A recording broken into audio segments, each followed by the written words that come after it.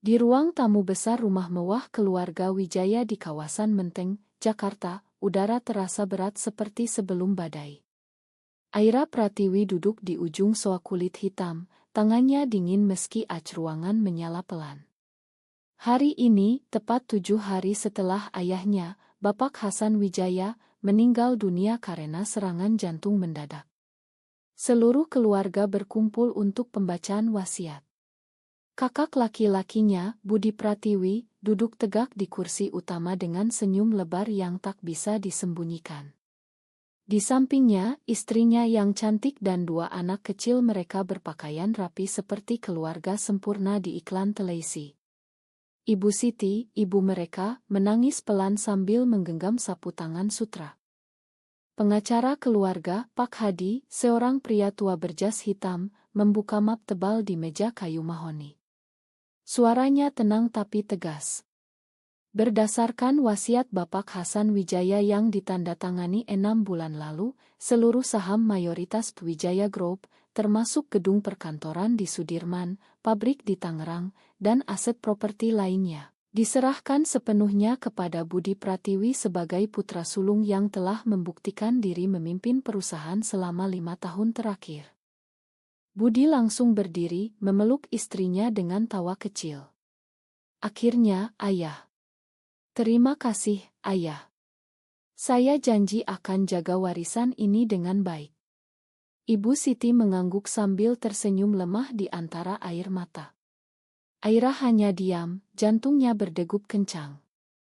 Ia tahu kakaknya memang standar di mata keluarga, lulusan Badari Australia, menikah dengan gadis pilihan orang tua, punya 2 anak laki-laki, dan selalu tampil sebagai pemimpin yang sempurna. Sedangkan Aira, ia hanya anak perempuan yang kerap disebut terlalu pendiam, bekerja sebagai manajer pemasaran di perusahaan yang sama tapi tak pernah dianggap serius. Pak Hadi melanjutkan, namun ada lampiran wasiat tambahan atau codicil yang ditulis tangan oleh Bapak Hasan 2 minggu sebelum beliau meninggal. Ini sah secara hukum dan mengikat. Ruangan langsung hening. Budi mengerutkan kening. Aira merasa napasnya tertahan. Pak Hadi membaca dengan suara jelas, saya, Hasan Wijaya, dengan sadar penuh, menyatakan bahwa 51% saham pengendali Wijaya Group dan hak veto atas semua keputusan strategis diberikan kepada putri saya, Aira Pratiwi, beserta pasangannya yang sah, Rina Kusuma, sebagai pemegang bersama. Ini bukan kesalahan. Saya tahu segalanya. Waktu seolah berhenti. Budi tertawa gugup. Apa? Pasangan sah? Siapa Rina Kusuma? Ibu Siti bangkit setengah berdiri, wajahnya pucat. Aira, apa maksud ayahmu ini? Kamu menikah? Aira merasa dunia berputar. 6 bulan lalu, di sebuah kapel kecil di Singapura, ia dan Rina telah mengucapkan janji suci di hadapan Tuhan dan 2 saksi. Bukan pernikahan resmi di Indonesia, karena hukum di sini tak menginginkan, tapi di hati mereka, itu sah. Rina, wanita yang dicintainya selama 3 tahun, kini adalah segalanya.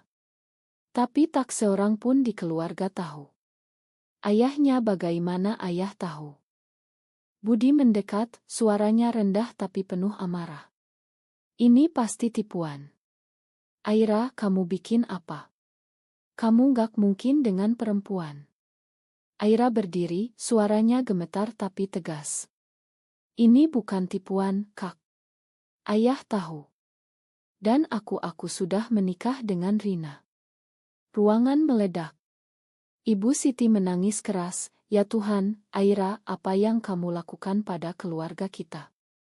Bagaimana orang-orang akan bilang? Perusahaan ini milik laki-laki, bukan begini. Budi mengepalkan tangan. Kita harus lawan ini di pengadilan. Aku yang bangun perusahaan ini sementara kamu cuma main-main di DC marketing.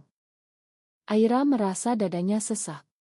Selama bertahun-tahun ia menahan diri, pura-pura menjadi anak perempuan biasa yang akan menikah dengan pria pilihan keluarga.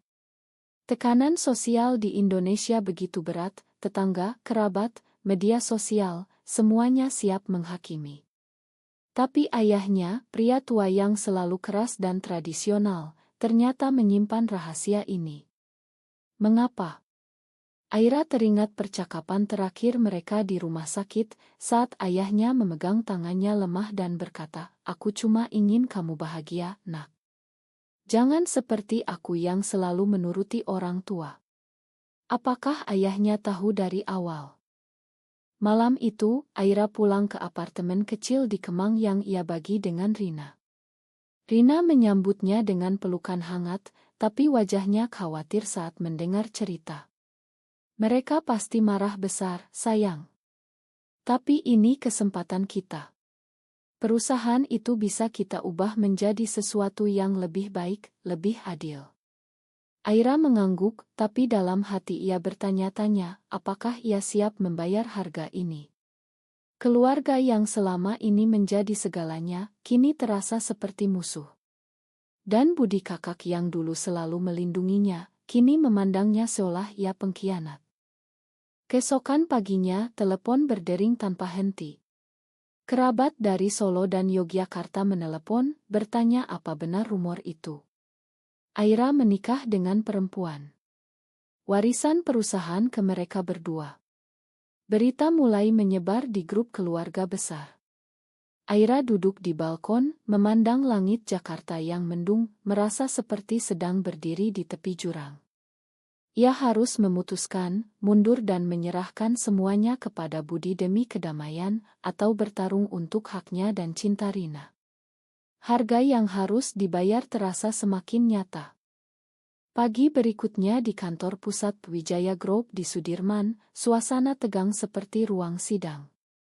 Budi sudah duduk di kursi direktur utama, memerintahkan sekretaris untuk mengumpulkan semua manajer. Aira datang tepat waktu, mengenakan blaer hitam sederhana, Rina di sampingnya dengan gaun modest yang tetap elegan. Begitu mereka masuk ruang rapat, semua mata tertuju. Beberapa karyawan lama yang kenal Aira sejak kecil berbisik-bisik. "Itu dia yang katanya." Budi berdiri di depan, suaranya dingin. "Terima kasih semua yang hadir.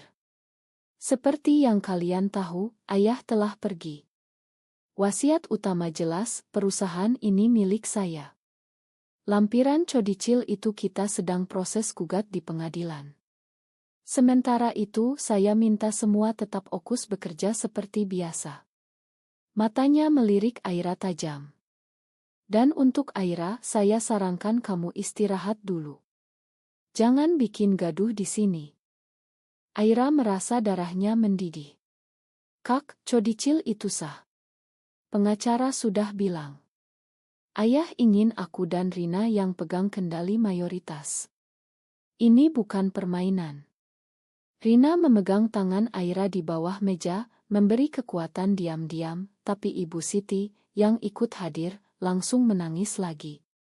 "Aira, kamu lihat kan? Seluruh keluarga besar sudah tahu. Tantemu di Surabaya bilang kita jadi bahan omongan di masjid. Bagaimana kamu bisa lakukan ini pada nama baik ayahmu?" Konflik meledak saat rapat selesai. Budi menarik Aira ke ruangannya. "Kamu tahu berapa tahun aku korbankan untuk perusahaan ini. Sementara kamu sembunyi-sembunyi dengan perempuan itu. Ayah pasti sedang sakit saat tulis codicil itu. Kita bisa buat perjanjian damai, kamu ambil uang banyak, serahkan sahamnya ke aku. Keluarga tetap utuh." Aira menatap kakaknya, melihat wajah yang dulu ia kagumi kini penuh dendam. "Kak, ini bukan soal uang. Ayah tahu aku bahagia dengan Rina. Kenapa kakak enggak bisa terima?" Budi tertawa sinis. "Terima? Di Indonesia ini? Kamu mau perusahaan kita bangkrut karena klien muslim konserati mundur? Kamu mau karyawan resign karena malu kerja di bawah bos lesbi?" Kata-kata itu menusuk dalam. Malamnya, di apartemen, Aira menangis di pelukan Rina. "Aku takut, Rin. Aku takut kehilangan mereka semua. Tapi aku juga takut kehilangan diriku kalau mundur. Rina mengusap rambutnya lembut. Kita lawan bareng, sayang. Tapi kalau kamu memilih keluarga, aku paham. Aku nggak mau kamu hancur. Itu membuat Aira semakin bingung. Apakah cinta ini cukup kuat untuk lawan seluruh dunia? Berita mulai menyebar ke media. Sebuah portal gosip online memuat judul Putri Wijaya Group nikah sesama jenis, warisan perusahaan dipertaruhkan.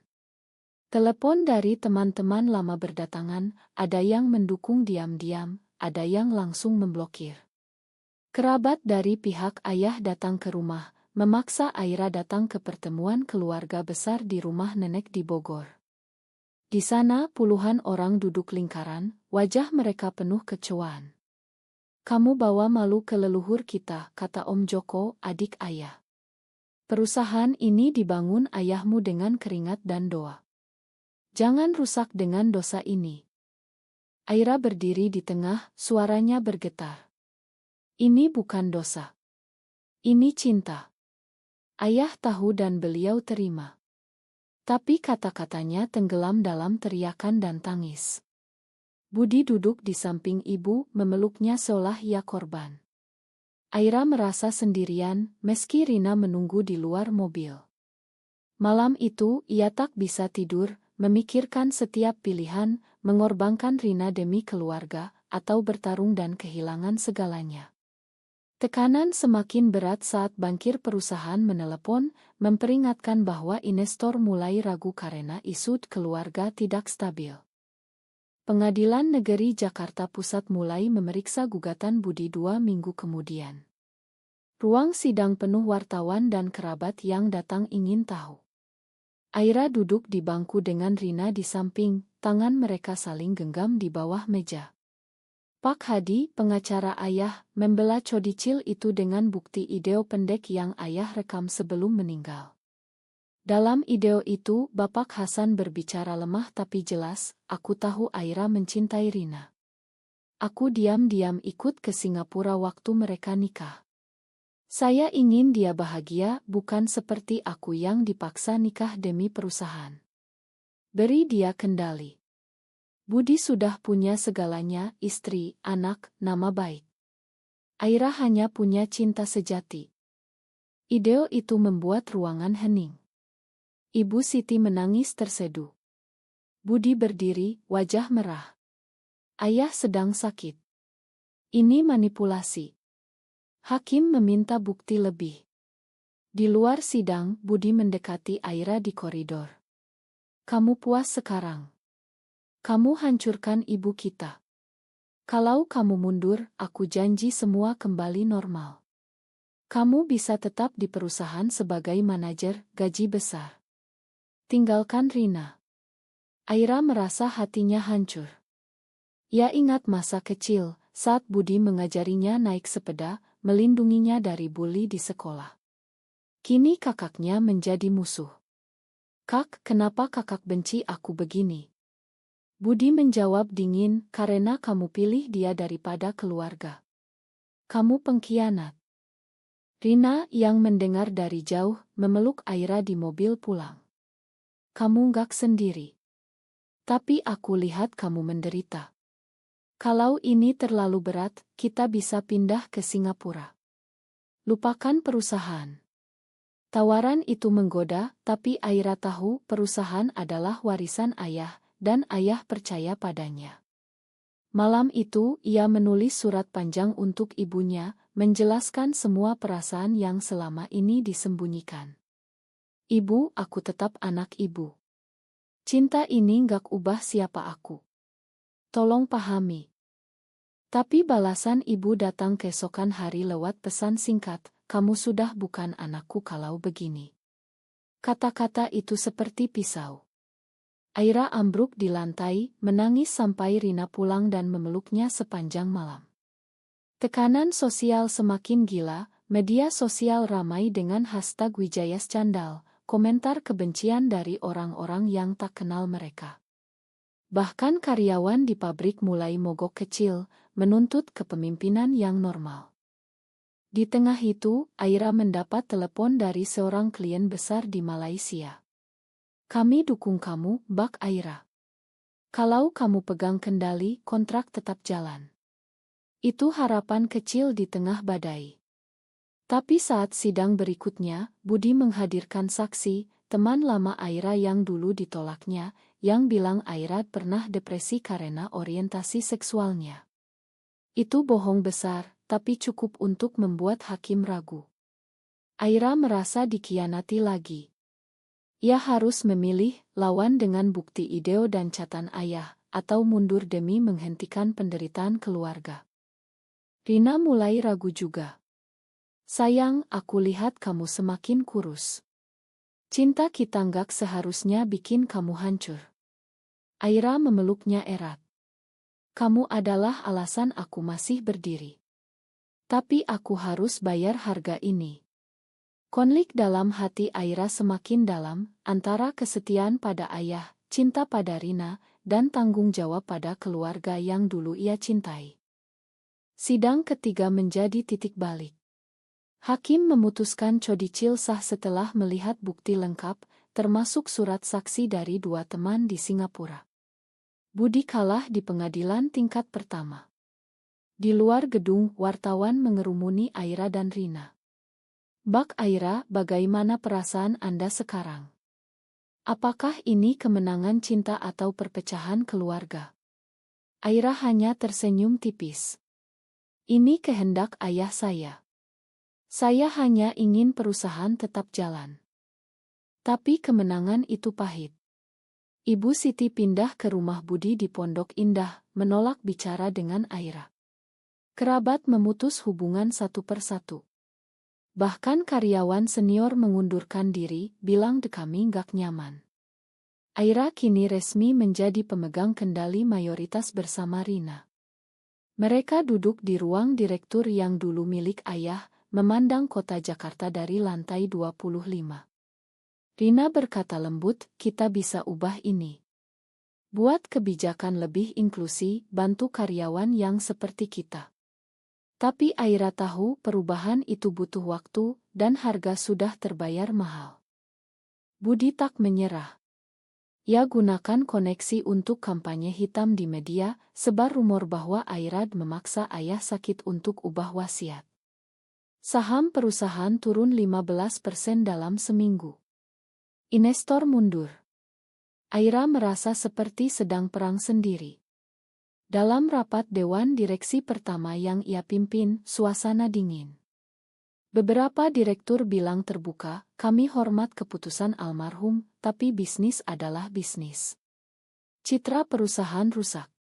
Aira jawab tegas, "Citra kita akan bangun lagi dengan kerja keras, bukan dengan menyembunyikan kebenaran." Malam itu, Aira dan Rina bertengkar untuk pertama kali. Rina bilang, "Aku capek lihat kamu menderita.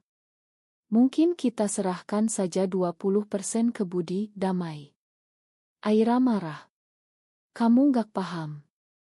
Ini bukan cuma perusahaan. Ini kepercayaan ayah padaku." Rina menangis. "Aku paham, tapi aku juga lihat kamu hampir hancur. Cinta kita seharusnya bikin bahagia, bukan perang." Aira memeluknya, minta maaf. Mereka tidur saling berpelukan, tapi luka tetap ada. Di tengah itu, Aira dapat pesan dari ibunya yang tak terduga, "Datanglah ke rumah besok." Sendirian. Aira pergi dengan hati berdebar.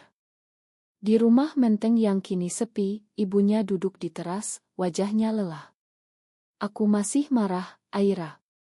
Tapi aku lihat kamu berjuang. Ayahmu dia pernah cerita padaku sebelum meninggal. Dia tahu sejak kamu kecil. Dia cuma takut dunia akan sakiti kamu." Air mata ibu jatuh. "Tapi masyarakat kita sulit, Nak." Aira memeluk ibunya untuk pertama kali setelah berbulan-bulan. Itu bukan perdamaian penuh, tapi langkah kecil. Tapi Budi tak tinggal diam, ia kirim surat ancaman hukum baru, klaim Aira tak kompeten karena masalah pribadi. Perusahaan mulai goyah. Karyawan demo di depan gedung. Aira berdiri di balkon kantor, memandang kerumunan, bertanya dalam hati apakah ia salah memperjuangkan ini. Apakah harga terlalu mahal untuk kebebasan dan cinta? 6 bulan berlalu sejak sidang pertama.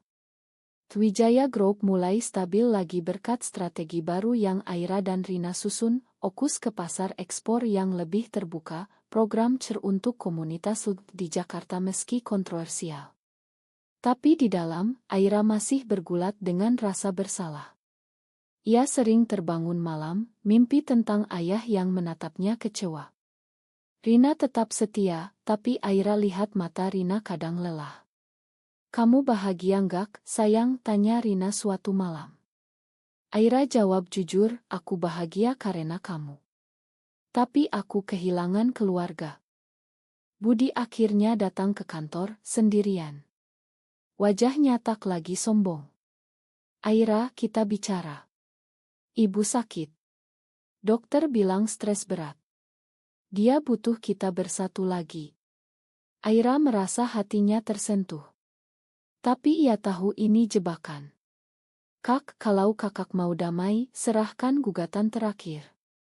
Kita bagi saham adil, tapi kendali tetap di aku dan Rina seperti wasiat ayah." Budi diam lama. "Kamu menang, ya. Tapi ingat, masyarakat nggak akan pernah terima. Anak-anakku akan malu sekolah karena tante mereka." Kata-kata itu menusuk, tapi Aira tak mundur. Mereka akan belajar bahwa cinta tak pilih gender. Dan perusahaan ini akan jadi contoh. Konfrontasi itu berakhir tanpa kesepakatan. Tapi malamnya ibu menelepon. "Aira," Budi cerita. Aku coba terima. Datanglah makan malam minggu depan. Bawa Rina." Itu undangan pertama. Aira menangis bahagia di pelukan Rina. Tapi saat makan malam tiba, suasana masih tegang. Budi duduk di ujung meja, tak bicara banyak. Anak-anaknya memandang Rina dengan penasaran. Ibu mencoba tersenyum. "Kita keluarga. Kita harus kuat." Tapi di luar, tekanan sosial tetap ada. Sebuah demonstrasi kecil dari kelompok konservatif muncul di depan kantor, membawa spanduk tolak di perusahaan besar. Media liput besar. Saham turun lagi. Aira harus hadapi rapat darurat dengan dewan, meyakinkan mereka bahwa bisnis tak terganggu. "Kita fokus pada proyek, bukan gosip," katanya tegas. Rina di sampingnya menjadi kekuatan diam. Dalam hati Aira, ada pertarungan besar, antara dendam pada Budi yang hampir hancurkan segalanya, dan keinginan memakan demi ibu.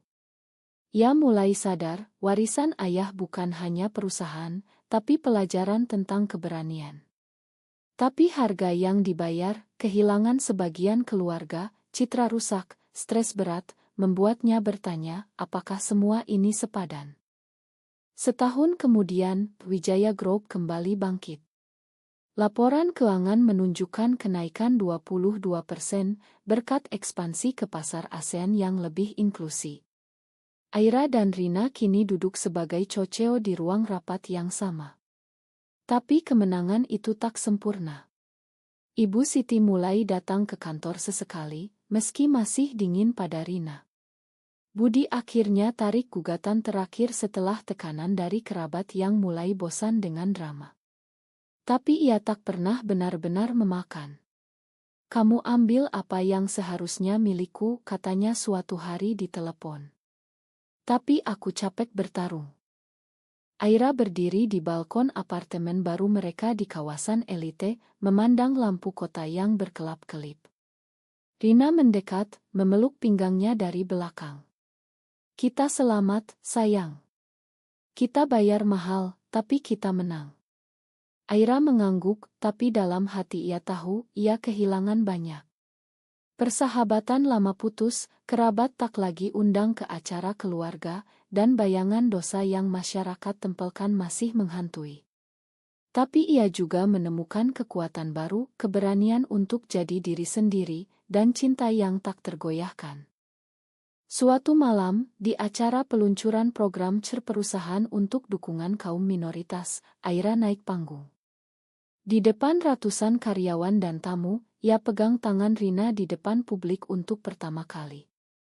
Terima kasih ayahku yang berani beri saya kesempatan ini. Saya belajar bahwa warisan sejati bukan uang atau saham, tapi keberanian untuk benar. Kita semua punya pilihan, bertahan pada yang lama atau maju meski dunia menentang. Tepuk tangan menggema meski ada yang diam tak setuju. Di rumah, Aira duduk menulis jurnal seperti yang ayah ajarkan dulu. Ia sadar, setiap keputusan punya harga, Budi kehilangan kendali dan kebanggaan, ibu kehilangan kedamaian sementara, Rina hampir kehilangan Aira karena stres, dan Aira sendiri kehilangan masa lalu yang nyaman. Tapi ia dapat kebebasan, perusahaan yang lebih kuat, dan cinta yang tulus. Apakah itu sepadan? Pertanyaan untuk kita semua, apakah Aira benar mempertahankan warisan dan cintanya meski harus melukai keluarga, atau seharusnya ia mengorbankan semuanya demi kedamaian dan kesopanan yang masyarakat tuntut? Benar atau salah, kamu yang putuskan.